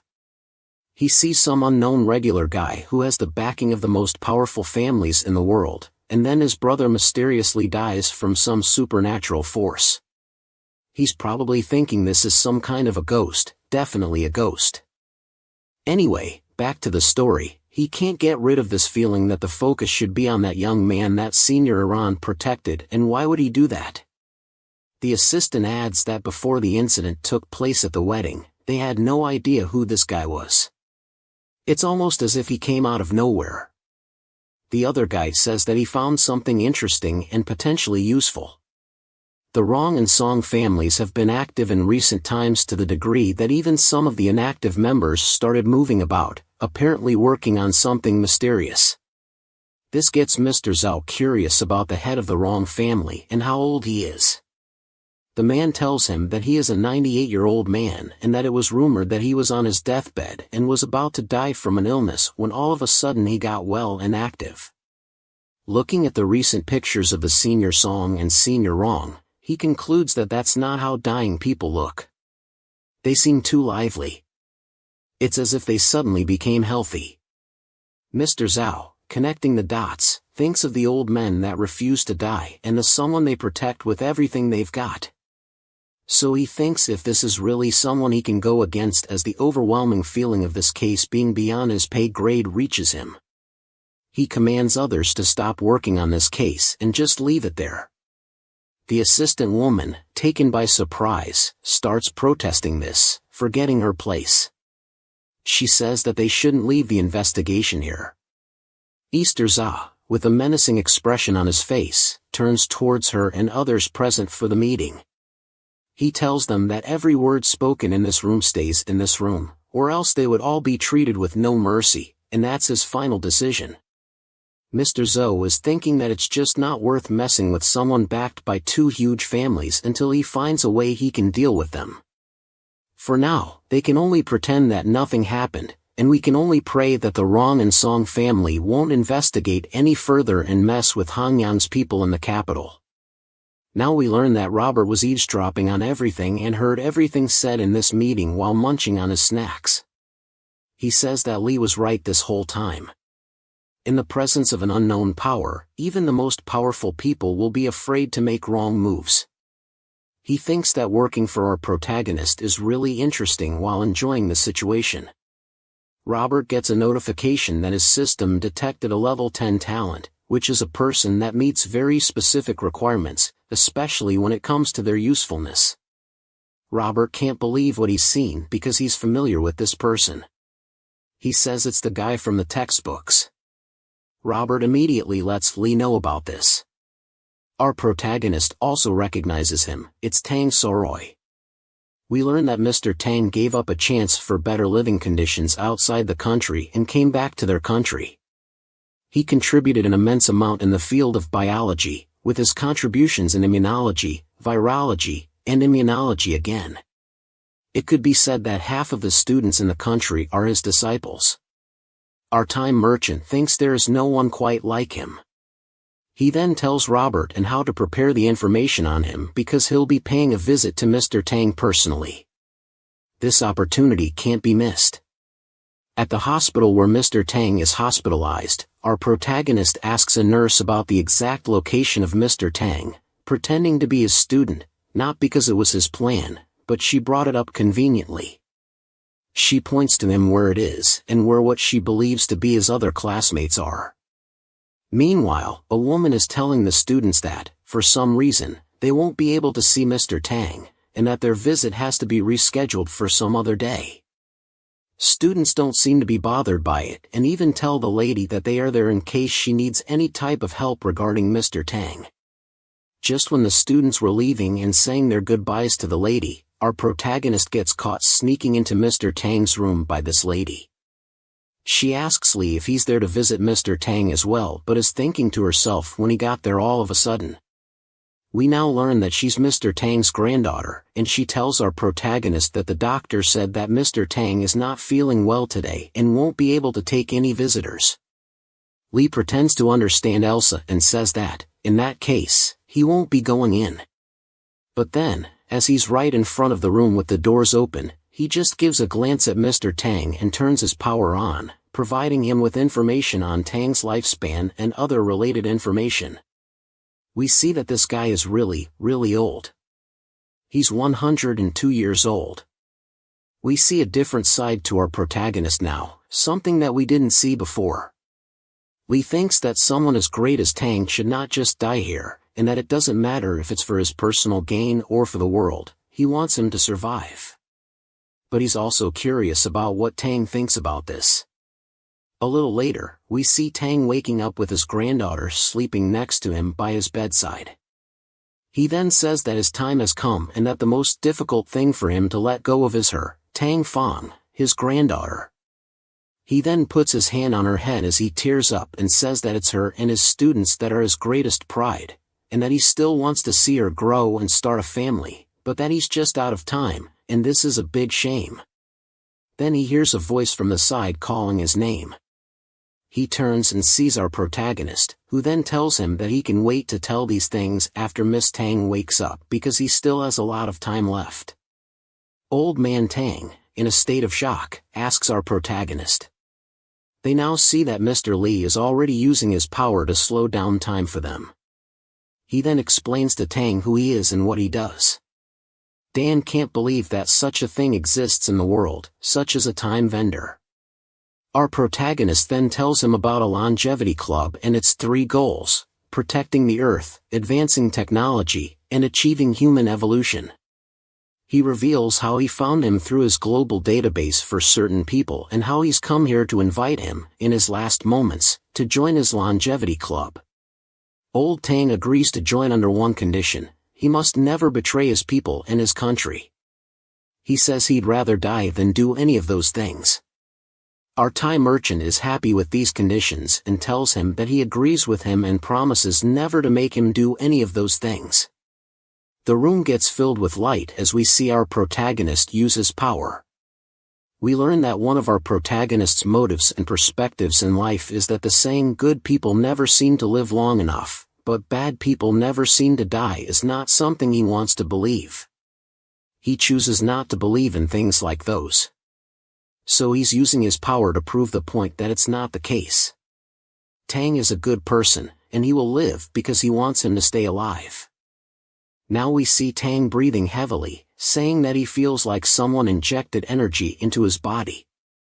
Our protagonist tells him that he reverted his body state to when he was 99, and he also tells him that if he were to walk in this world as a healthy old man, that would probably raise some suspicion. That's why he gave him a year of life for now. Quickly picking up what Li was indirectly suggesting, Tang tells him that he understands and that he'll organize his funeral and make a new identity so that he can join Li's longevity club. Our protagonist is pleased to hear this and says that he expected nothing less from him, as he's a very intelligent person. Just before our protagonist was to leave, Tang stops him to remind him of the promise he made regarding his conditions. Li tells him that he is Chinese too and that he shouldn't worry about it. The next morning, Tang's granddaughter, Fong Fong, wakes up, seeing her grandpa up and well. She's shocked by this and runs to embrace him.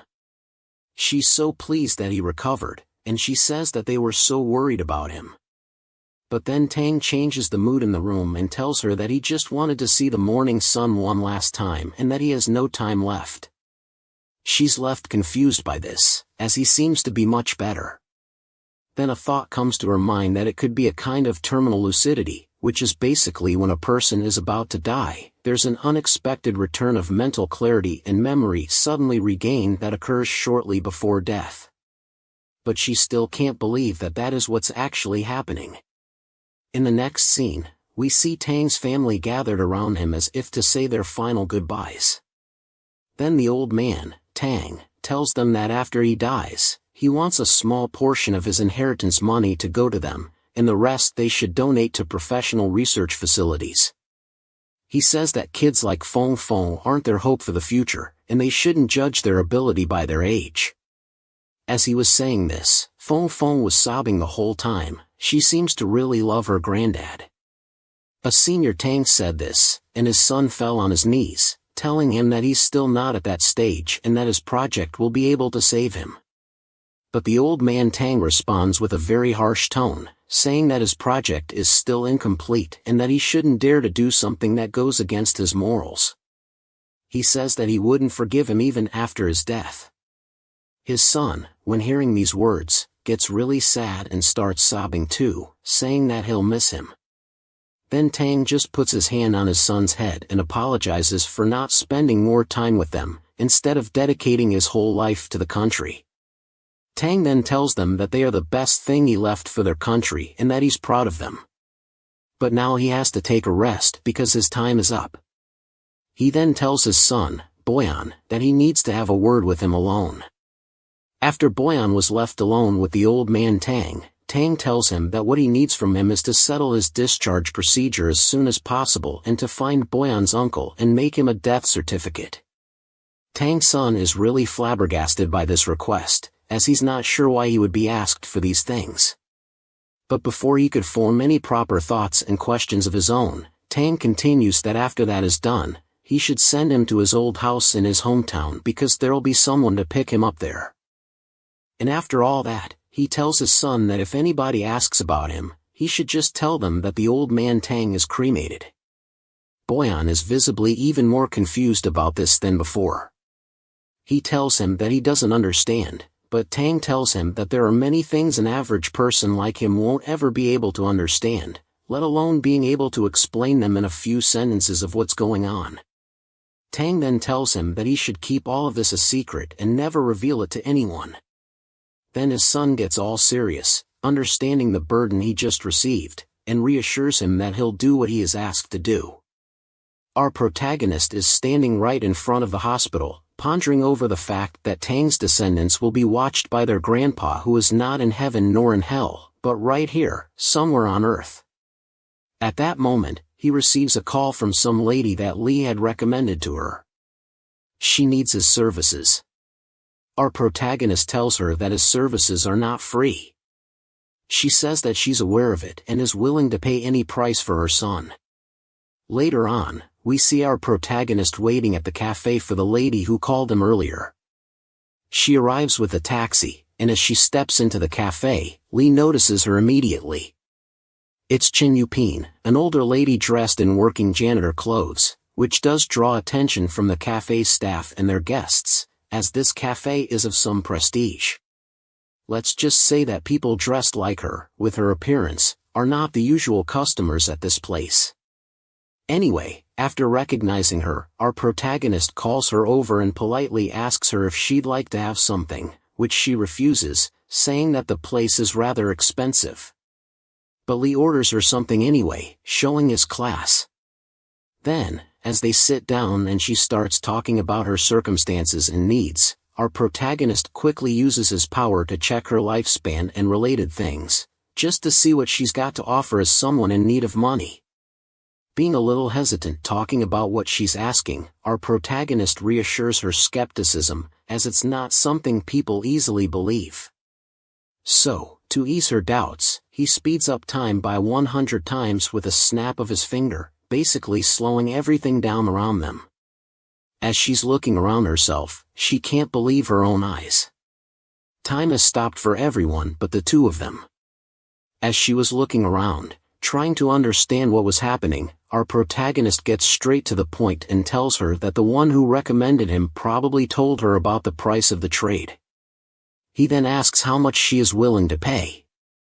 This reminds her of the guy that told her about our protagonist and how he got money all of a sudden during the time he borrowed the money from her. So, this has to be a real deal. Then, the lady goes on to explain why she needs the money, saying that her son is a pretty good student and got a chance to study and attend the College of Humanities and even got a chance to study abroad. But the fees are too high, and she can't afford it with the money she's got. She also can't get that much money even if she sold her own blood because she doesn't want to burden her child. Lee just thinks to himself that the college is just an average one, as far as he knows. Mrs. Chan, with a solemn expression and in a desperate voice, asks our protagonist how much her life is worth. How much she can sell it for. Lee tells her that it's completely up to her, and she can decide based on how much she's got left, which is 18 years. When hearing how much time she's got left, she gets taken aback, as if she expected to have a different lifespan. Lee then tells her that she should really think this whole situation over because not everything will be as good as she expects it to be, especially when it comes to a person's own lifespan. It's not a matter to be taken lightly. The lady then thinks that she's got more life than she needs and that as long as she can see her son succeed in life, she'll be happy. This situation is challenging. Many mothers sacrifice their lives for their children, even though that's what they basically always do. This dilemma feels too real. She simply can't allow her son to live like she did. She then decides to sell some of her lifespan. Now we see our protagonist in front of a cafe, saying his goodbyes to the lady who seems happy with the deal she's got. We learn that she sold 10 years of her life. She leaves, but as she walks away from our protagonist, she calls her son and gets really excited about the money she's finally got for him. A bit later, we see her meeting her son and giving him all the money, telling him that now he can graduate from college and have a bright future. Her son is happy with the news and lets her know that once he graduates, he'll have a good job and be able to buy her and treat her with whatever she wants. Hearing this makes her really sad, and she starts crying, knowing that she won't live to see that day, probably as she sold her lifespan away, leaving her with only 8 years of life. Her son, being an inconsiderate brat, gets upset with her crying and tells her to stop crying as his friends might see. She then tells him that it's okay, and she'll leave him to his exam preparations. Upon her leaving, he calls up someone, telling them to go get the girls in a place for them to have a party, and that he'll pay for everything. Now we see that our protagonist oversaw all of this and is thinking to himself how terrible this kid is and that he would teach him a lesson. If it wasn't for his mother, but then he can't interfere. For him, this is all just business and nothing more. So he shouldn't get involved with his clients' lives if it doesn't directly concern his business.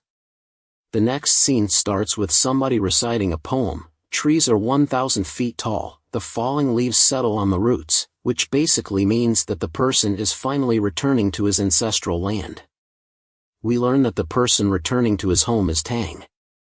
Tang's granddaughter mentions that Dare arrived home, and then we see a small group of people gathering in front of a house, surrounding old Tang. It seems that even though Tang's lifespan was extended, he is still a dying man, and he's aware of this. So he wants to do something he didn't have a chance to do properly before because of his dedication to his work, saying goodbye to his previous life. Tang's granddaughter tells the crowd that even though she understands how they feel, they need to give old man Tang some space as his health is not the best right now.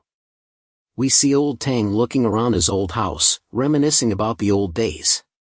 He finds a picture of himself and his late wife, saying that she always stayed young, and he's already a rotten old man. He says that people were always saying that he wasn't good enough for her, but now it seems that they were right. He then puts his head on the picture, saying that she should wait for him because it's still not the time for him. Old man Tang tells his son Boyan to go out and take care of everyone because he wants to stay at the old house by himself and roam around. San agrees to it and tells him that he'll have Fong Fong bring him medicine later on. As the doors closed shut, Tang was thinking back at what happened at the hospital, thinking that it just might have been a dream. And as he was deep in thought, our protagonist's voice came from the other side of the room, saying that he came to fulfill their contract. Then he asked if he was ready, to which the old man Tang confidently responded that he was ready the day he came back to his country. Then the process of signing the contract started. Later on, Fong Fong came in with medicine for the old Tang, but he was nowhere to be found. It was as if he simply disappeared. She was shocked by this and ran back to her father and her aunt to tell them that the old man Tang just vanished in the middle. In a field, we see Tang, not looking that old anymore. His code name is 04, and he is a scientist-scholar character with top-notch learning abilities among human beings. He has excelled in relevant fields, and his current ability score is a perfect 10, as he satisfies all the criteria set by our protagonist. His job will be to gather enough information for the elder to accumulate knowledge belonging to the elder. His ultimate goal is to become the head of the biochemistry department of the Longevity Club. As he's walking through the field, our protagonist greets him, noting that he looks really good. He thinks that those 10 years that the poor mother sold worked really well. Tang tells him that as the new life awaits him, he'll show him the world. Our protagonist, with a smile on his face, shakes his hand and welcomes him to the Longevity Club. With old Tang on board, the club seems to be taking proper shape and expanding into something really powerful. As the newly founded biochemistry department, we see old Tang and our protagonist discussing the department's necessities. Lee comments that just from looking at the list of what Tang needs for his department, it looks really expensive. Tang tells him in a casual way that he hasn't seen the bigger picture.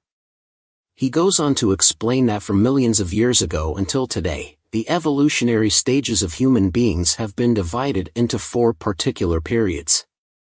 However, for more than 10,000 years ago, in addition to the continuous accumulation of knowledge, our psychological system has long stopped evolving. This life engineering project is the key to unlocking all of human evolution, and that's the bigger picture that can justify any cost.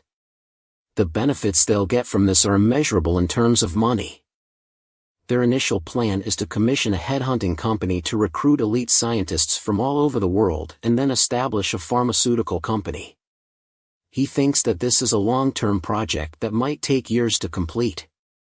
The experiment he has in mind is the first stage of that long-term plan. While Tang was explaining his plan, our protagonist was thinking that there's no problem with it, as it's completely in line with the third agenda of the Longevity Club. In the context of life evolution, Lee believes that with his support, he can help old Tang realize his ambitions. He assures Tang that he'll support his life engineering project and that he's free to do as he wants. Just then, their attention is drawn by the instructor clearing his throat, indicating that he has something to discuss with our protagonist. As the meeting between old Tang and Lee concludes, Lee asks Tang to list anything he needs, assuring him not to worry about finances, as he'll take care of it. He also mentions that he'll contact a headhunting company to recruit the best talent for Tang's project. Tang expresses his gratitude, and our protagonist leaves the room humming, leaving the instructor and him alone. The instructor, Xiao, informs Lee that his training with Hao is almost over, and he has learned a lot already. From here on, it's up to Hao to use what he's learned as a guide for self-improvement. Suddenly, the instructor's expression changes, and he starts discussing a different topic. He mentions that during his time training with Lee, he noticed that our protagonist is not an ordinary man, although he's not sure about the specifics of their activities. Lee senses an opportunity and starts thinking about recruiting the instructor. He believes that someone from the real special forces would be a valuable addition to their team. With Hao's growth, having the instructor on board could lead to faster and more stable progress. Our protagonist has something in mind. He intends to recruit around 1,000 scientists, which means he'll need to change some rules. Without explicitly stating his intentions, Lee hands 2 envelopes to the instructor, asking him to investigate thoroughly. He suggests considering it as an interview test. The instructor, caught off guard, accepts the task and takes the envelopes. When he opens them and reads the names of the 2 customers, Si Dahi, the taxi driver, and Chen Jifeng, the janitor lady who sold her time for her son's education, he is utterly shocked. He realizes that this must be a very powerful organization.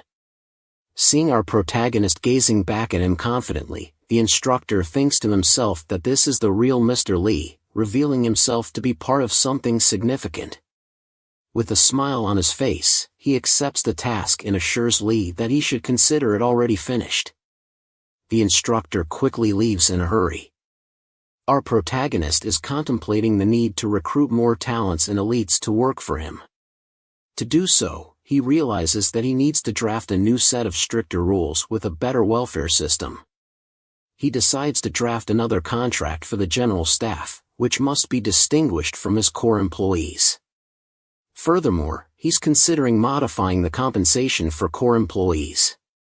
Instead of rewarding time as a salary, they may have to earn extra time through different means. The expansion of the Longevity Club requires these key changes. In another country, at a laboratory, some scientists are discussing business with the administration. While they are engrossed in the discussion, one of the scientists' phones rings. He checks the message and sees that it's from a headhunting company looking for employees. Initially, he dismisses it, thinking it's not the first time he has received such messages. However, he notices that this message is from a lab he's not familiar with. He examines the interview questions provided and is taken aback. He recognizes that these questions are not ordinary and wonders who came up with them. Excited and intrigued, he contemplates going home immediately to meet the expert behind these unique questions, hoping for a chance to leave his current workplace.